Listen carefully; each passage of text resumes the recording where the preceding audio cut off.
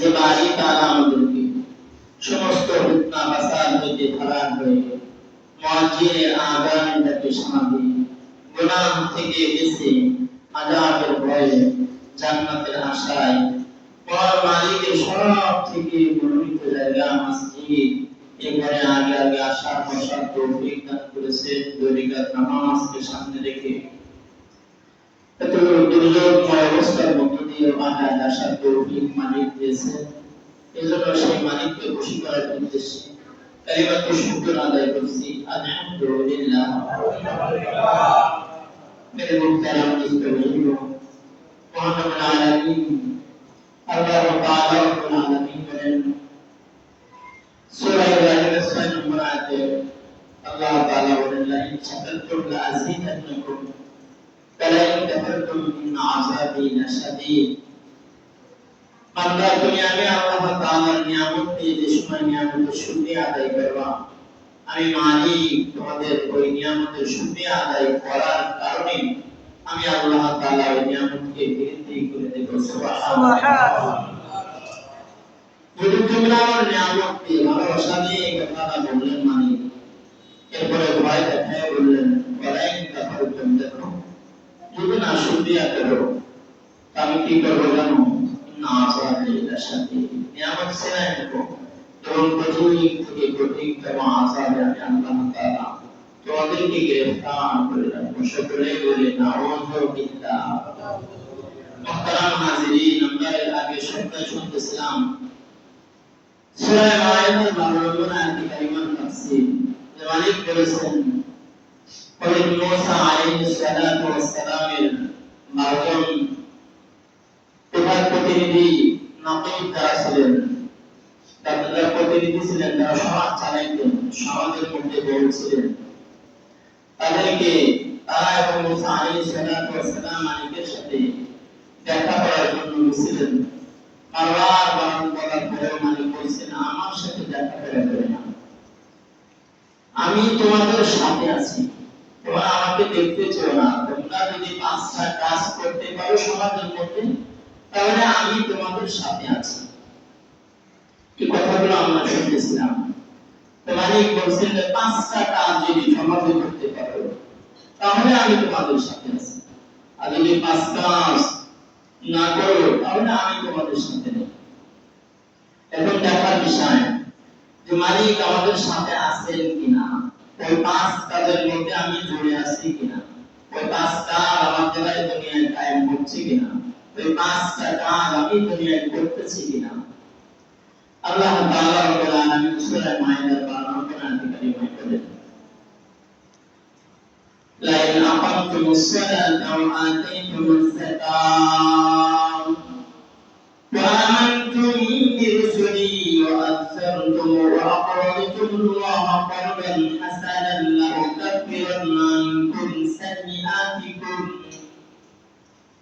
আসমানের মালিক আল্লাহ তাআলা রব্বুল আলামিন বলেন লা ইন আকামতুমুস সালাত, সমাজে যদি তুমি নামাজ কায়েমকারী হতে পারো, এই 1 নাম্বার গুণ যদি বান্দা তোমার ভিতরে বিদ্যমান থাকে, তুমি নিজে এটা দাঁড় করাও, সমাজে নিজে আদায় করো, অন্যকে আদায়ের জন্য উৎসাহিত করো, অন্য মানুষ যাতে নামাজে আসে এই ফিকির তোমার দিলের মধ্যে অন্তরের মধ্যে থাকে, তো বান্দা তুমি আমার 5 কাজের 1 নম্বর কাজের মধ্যে আছো, তুমি আমার কাজে আছো। আমি মালিক ওয়াদা করলাম আমিও তোমার সাথে আছি। সুবহানাল্লাহ। সম্মানিত মালিক বলেছেন নামাজ কায়েমকারী হতে, নামাজ পড়ো, এই কথা মালিক বলে নাই ফাসাল্লি লিরাব্বিকা ওয়ানহার, মালিক এই জায়গায় ব্যবহার করে নাই। মালিক ব্যবহার করেছেন লা ইন আকামতুমুস সালাতা, তোমরা নামাজ কায়েমকারী হবে, তার মানে হলো সমাজে নামাজ কায়েম করবে, তুমি নিজে নিজে পড়বে না, অন্যকে পড়ানোর চেষ্টা করবে। আল্লাহ তাআলা রব্বুল আলামিন বলেন সূরা তাহরিমের 7 নম্বর আয়াতে কারিমার মধ্যে মালিক বলেন ইয়া আইয়ুহাল্লাযীনা আমানু কু আনফুসাকুম ওয়া আহলিকুম নারা। সম্মানিত হাজিরিন, মালিক এই আয়াতে বোঝায় বান্দা যদি ইমানের পরিচয় দিতে চাও, ইমানদার হতে চাও, ইমানের পরিচয় যদি তুমি নিতে চাও আর ইমানদার ভাবে তুমি থাকতে চাও, তাহলে তুমি নিজে আগে নামাজ কায়েম করবে, নিজে আগে জাহান্নামের যত পথ আছে ওগুলো থেকে বাঁচবে। ওয়া আহলিকুম নার, পরিবার পরিবেশক আশেপাশে যারা আছে সবাইকে তুমি জাহান্নামের আযাব থেকে বাঁচাবে। শুধুমাত্র নিজে নামাজ পড়বে না, সবাইকে নামাজি বানাবে। এই একটা গুণ যদি আমার আপনার ভিতরে থাকে তো মালিক আমাদের সাথে আছে। অনেকেই দেখা যায় বৃষ্টি হচ্ছে তো আমাদের আসতে পারে না, আসে না। গরিব মানুষ কিছু বললে গরিব মানুষ দিন আনি দিন খায়, কোথায় যায় কোথায় যায়, কখন কোন জায়গায় যায়, শরীর পাক থাকে না, কাপড় পাক থাকে না, তো আমাদের আসতে পারে না। কিন্তু আল্লাহ তাআলা রব্বুল আলামিন সূরা তাওবার 100 নম্বর আয়াতে কারিমার মধ্যে 11 নম্বর পারা 2 নম্বর পৃষ্ঠার প্রথম নম্বর লাইনে মালিক বলেন والسابقون الأولون من المهاجرين والأنصار والذين اتبعوهم بإحسان رضي الله عنهم ورضوا عنه وأعد لهم جنات تجري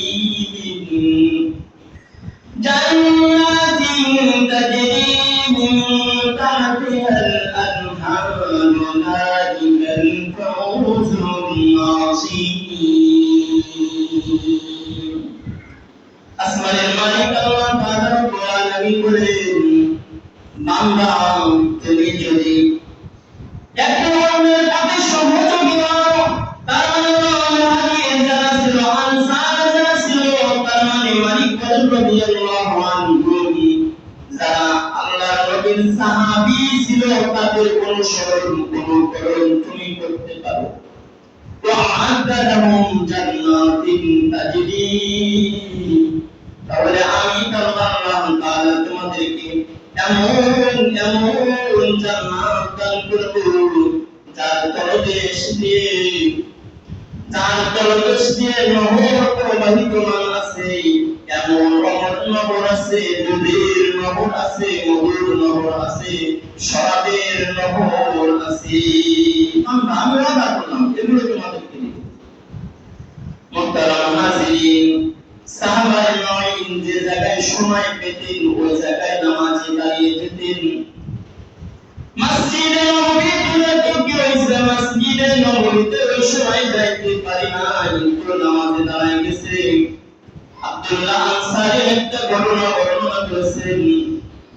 আব্দুল্লাহ আনসারী এমন একজন নবী আলাইহিস সালাতু ওয়াস সালামের সাহাবী, মালিক আল্লাহ তাআলা রব্বুল আলামিনের কাছে পছন্দনীয় নবী আরবি সাল্লাল্লাহু আলাইহি ওয়াসাল্লাম তাকে ভালোবাসতেন। সাহাবায়ে রাদিয়াল্লাহু তাআলা আনহু ওনারা একদিন বলতেছেন ইয়া রাসূলুল্লাহ ইয়া হাবিবাল্লাহ, আব্দুল্লাহ আনসারী নামাজে সর্বশেষে আসে, জামাত সালাম ফিরানোর সাথে সাথে আব্দুল্লাহ আনসারী মসজিদে নববী থেকে বের হয়ে যায়। নামাজে মসজিদে নববীতে ওই ব্যক্তি দাঁড়াতে পারলে না, শেষে যায় সে ব্যক্তি তো ইন্নাল মুনাফিকিনা ফিদ-দারকিল আসফালি মিনান নার। ইয়া রাসূলুল্লাহ, মসজিদে ওই ব্যক্তি সময় দিতে পারে না যে ব্যক্তির নামে মুসলমান আছে কিন্তু অন্তরের মধ্যে নিফাক ভরা ফাঁক আছে, মানুষ দেখানো ইবাদত করে সে হলো মুনাফিক। আব্দুল্লাহ আনসারী কি মুনাফিক হয়ে গেছে নাকি? রাসূলুল্লাহ সাল্লাল্লাহু আলাইহি ওয়াসাল্লাম বলেন, ইয়া আইয়ুহাল্লাযীনা আমানু ইজতানিবু কাসীরাম মিনাল-যন্নি ইন্না বা'দাল-যন্নি ইথmun ওয়া লা তাজাসসাসু ওয়া লা yaghtab ba'dukum ba'dan ayuhibbu ahadukum an ya'kula lahma akhihi ila akhir ayat সূরা হুজুরাতের 12 নম্বর আয়াতে কারিমা 26 নম্বর পৃষ্ঠার প্রথম নম্বর লাইনে মালিক বলেন যে তোমরা একে অন্যের জন্য কোন বিষয় না জেনে কারোর প্রতি কোনো খারাপ ধারণা করবে না। রাসূলুল্লাহ সাল্লাল্লাহু আলাইহি ওয়াসাল্লাম বললেন, সাহাবীরা না জেনে কারোর সম্বন্ধে খারাপ ধারণা করো না। আমি নিজে দেখতে চাই আসর অথবা ফজরের সময় রাসূলুল্লাহ সাল্লাল্লাহু আলাইহি ওয়াসাল্লাম খালি পিছনের দিকে তাকায়, দেখে এই সময় আব্দুল্লাহ আনসারী মসজিদে নববীতে পা রাখে না। ইকামত শেষ হয়ে গেছে, ওই সময় কে জানো দৌড়াইতে আসতেছে। রাসূলুল্লাহ সাল্লাল্লাহু আলাইহি ওয়াসাল্লাম নজর করে দেখলেন আব্দুল্লাহ আনসারী দৌড়াইতে মসজিদে নববীতে আসতেছে।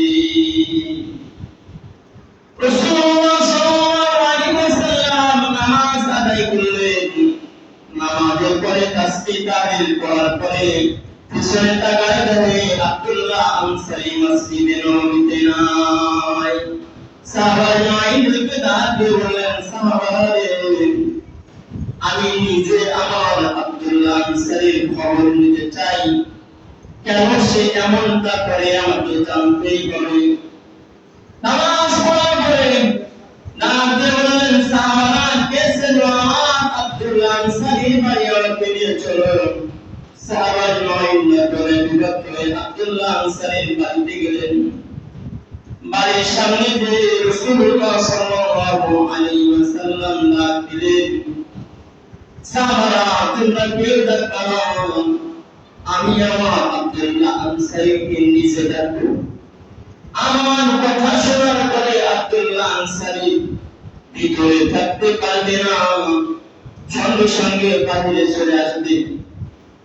রাসূলুল্লাহ সাল্লাল্লাহু আলাইহি ওয়াসাল্লাম বাড়ির সামনে গিয়ে ডাক দিলেন। প্রথম ডাকে কোনো উত্তর আসলো না। দ্বিতীয়বার ডাক দিলেন, দ্বিতীয় ডাকেও কোনো সাড়া পেলেন না। সাহাবীদের সম্মুখে বললেন, সাহাবারা তৃতীয় আরেকটা ডাক দেব, এই ডাকে যদি আমার আব্দুল্লাহ আনসারী আসে তো ভালো, না আসলে আমরা যেখান থেকে এসেছি সেখানেই আবার ফিরে যাব।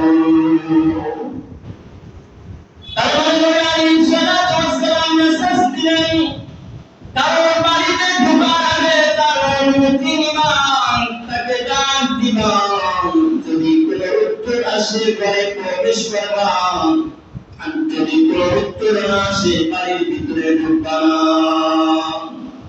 এটা আমি নবী আলাইহিস সালাতু ওয়াস সালামের সুন্নাহ। তৃতীয়বার যে সময় উনি ডাক দিলেন, ডাক দেওয়ার সঙ্গে সঙ্গে আব্দুল্লাহ আনসারী তড়িঘড়ি বাড়ি থেকে বের হয়ে আসলেন। বাড়ির সামনে খেজুর পাতার ছাউনি দিয়ে ঘর বাঁধা, বার বেড়া দিয়ে খেজুর পাতা দিয়ে নিজের জমিয়ে বানানো এটাও খেজুরের পাতার বেড়া। ধান করে রাসূলুল্লাহকে সালাম দিয়ে বললেন, ইয়া রাসূলুল্লাহ, আমি আব্দুল্লাহ আনসারী গরিবের বাড়িতে কি মনে করে আসলেন? রাসূলুল্লাহ সাল্লাল্লাহু আলাইহি ওয়াসাল্লাম বেড়ার সময় পাক করেছে, দেখে বাড়ির ভিতরে ছোট্ট একটা মাসুম বাচ্চা আছে, হাতে পায়ে শিকল দিয়ে বেঁধে রেখেছে। রাসূলুল্লাহ সাল্লাল্লাহু আলাইহি ওয়াসাল্লাম ডাক দিলেন, আব্দুল্লাহ আনসারী, তোমার কাছে দুইটা প্রশ্ন।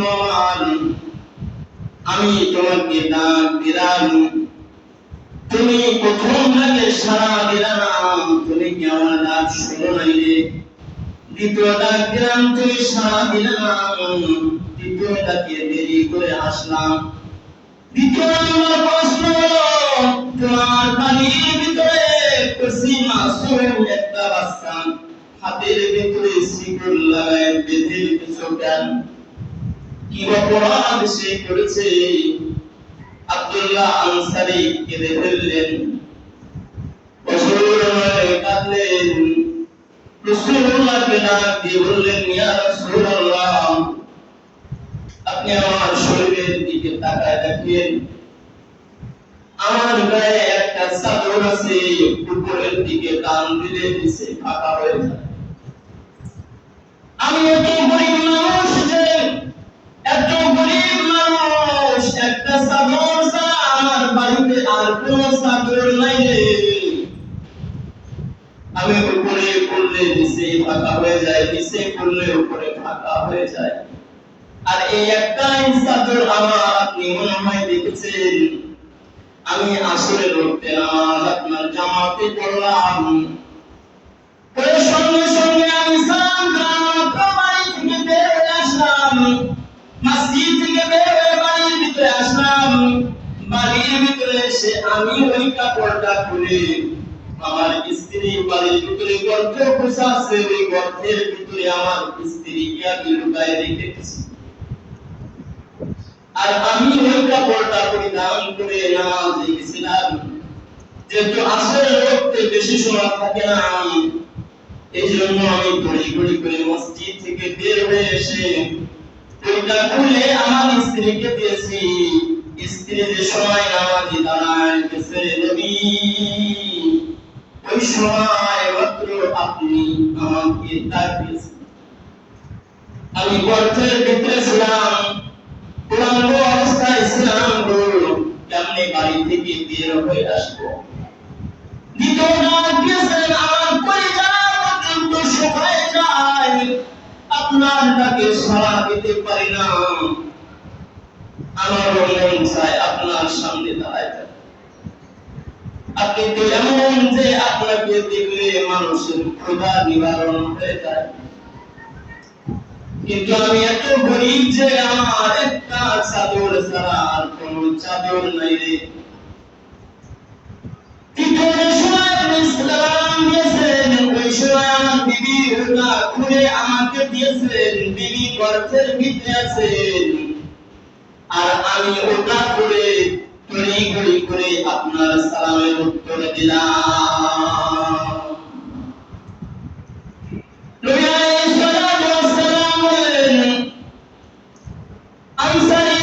বুঝলাম তুমি এই কারণে আমার সালামে দেরি করেছো, মসজিদে নববীতে তুমি থাকতে পারো না, কিন্তু ওই যে কচি মাসুম বাচ্চা ওকে বেঁধে রেখেছো কেন? কি অপরাধ করেছে? নবী আলাইহিস সালাতু ওয়াস সালাম কি নবী আলাইহিস সালাতু ওয়াস সালামের দিকে তাকিয়ে রাসূল নয়নে আরো বেশি কান্নার আওয়াজ বাড়ায় দিলেন। লাগে বললেন, ইয়া রাসূলুল্লাহ, আমি এত গরিব যে স্ত্রী অঙ্গ অবস্থায় গর্ভের ভিতরে থাকে, আমি দিনের বেলায় মানুষের বাড়ি এই জায়গায় ওই জায়গায় কাজের সন্ধানে যাই, আমার কাছে মাত্র এক বেলায় খাবার খাইতে পারে। আমার ভয় আমার সন্তান যদি বাইরে কোথাও যে কারোর পড়া খেজুর গুলো বাড়ির পাশে এমনি বড় ফলার কারণে উনি খেজুর পরে পারে, পাওয়ার কারণে কিছু খেজুর থেকে নিচে পড়ে, আমার সন্তান যদি ওই খেজুরটা নিয়ে খেয়ে ফেলে, কত আলেম বিদ্বেষী হবে, কত উম্মাহ বিদ্বেষী হবে, কত নবী বিদ্বেষী হবে। এই ভয়ে আমি আমার সন্তানকে কোরআন আছে চোখে ধরতে পারবে না, এই জন্য শিকল দিয়ে আমি ওর হাত-পা বেঁধে রেখেছি। নবী আলাইহিস সালাতু ওয়াস সালামকে ডাক দিয়ে বললেন, ইয়া রাসূলুল্লাহ, সন্ধ্যাকালে যে সময় আমি বাড়িতে কিছু খেজুর পাই, খাবার নিয়ে বাড়িতে ফিরি, সন্তানের হাত দুটো খুলে দেয়। সন্তান ওই সময় আমার মুখের দিকে তাকায় আর বলে, আব্বা কি অপরাধ আমি করেছি, যে অপরাধের কারণে আমার হাতে দেখো না রক্তগুলো করছে, রশি দিয়ে শিকল দিয়ে বাঁধার কারণে হাতে এপাশ ওপাশ গুলো দাগ হয়ে গেছে, তোমার এই খাবার একটু পরে খাওয়া, আমার হাতে যন্ত্রণা করে গো। ইয়া রাসূলুল্লাহ, এটা দেখি আমিও কাঁদি, আমার সন্তানও কাঁদে। কত গরিব মানুষ আমি। বলেন না ইয়া রাসূলুল্লাহ, আমি কি কোনো অপরাধ করে ফেলেছি কি? সাহাবায়ে ওয়াইন কাঁদে, নবী আলাইহিস সালাতু ওয়াস সালাম কাঁদে। এই ওয়াকিয়া থেকে, এই ঘটনা থেকে আমরা বুঝতে পারলাম শিক্ষা হলো সাহাবী বুঝাইলেন, একটা কাপড় গরিব মানুষ মালিকের দরবারে কিয়ামতের মাসরে যদি বলে যে তো মালিক আউয়াল মা ইউহাসাবু বিল আবদু ইয়াওমাল কিয়ামাতি সালাম, কিয়ামতের দিন মালিক যে আমাদের হিসাব সর্বপ্রথম দিবেন। এই জন্য সাহাবী নামাজে একটা কাপড় থাকা সত্ত্বেও উনি নামাজে চলে গেছেন। বিবিকে বলবো বাচ্চার ভিতরে রাখছেন, আপনি কিয়ামতের মাসরে বলতে পারবেন না মালিক রে আমি গরিব ছিলাম, কাপড় ভালো ছিল না, কাপড় পাক থাকতো না, এই জন্য আমি নামাজে যেতাম না। সাহাবী বুঝাইলেন যে না, বাড়িতে একা একা নামাজ পড়া যাবে না গো, নবী আলামির পিছনে মসজিদের মুসল্লায় দাঁড়াই নামাজ পড়তে হবে। সাহাবী আরো মেসেজ দিলেন যে নিজে একলা নামাজি হলে হবে না, ও আনফুসাকুম ওয়া আহলিকুম নার, নিজে নামাজের পাবন্দি করতে হবে, নিজে জাহান্নামের আগুন থেকে বাঁচতে হবে, পরিবার পরিবেশক যারা আছে তাদেরকেও জাহান্নামের আযাব থেকে বাঁচাতে হবে। সাহাবী আরো মেসেজ দিলেন, কারণ সম্পদ না বলে নিজের ছোট বাচ্চা যদি ক্ষুধার্ত থাকে তো তবুও ছোট বাচ্চাকে কারোর কোন চুরি করা জিনিস খাওয়ানো যাবে না। সাহাবী আমাদেরকে মেসেজ দিয়ে বুঝাইলেন, আর মালিক মেসেজ দিয়ে দিলেন, ওয়াসাবিকুনা আল-আউওয়ালুনা মিনাল মুহাজিরিনা ওয়াল আনসারি ওয়াল্লাযীনা তাবাউহুম বিইহসান রাদিয়াল্লাহু আনহুম ওয়া রাদু আনহু। যদি আমার সাহাবায়ে মাইনদের অনুসরণ অনুকরণ তোমার ভিতরে থাকে, ওয়া রাদু আনহুম ওয়া আ'আদ্দা লাহুম জান্নাতিন তাজরি মিন তাহতিহাল আনহার, আমি তোমাকে জান্নাতে প্রবেশ করাবো। সুবহানাল্লাহ। মুহতারাম হাজিরিন, এজন্য গরিব মানুষ করে আমি নামাজে আসবো না, এটা চলবে। আমি বৃষ্টি হচ্ছে নামাজে যাব না, বাড়িতে পড়ে নেব, এটাও আমাকে সাহাবায়ে মাইনের অনুসরণ করতে হবে। সাহাবায়ে মাইন অনুসরণ করেছে রাসূলুল্লাহ।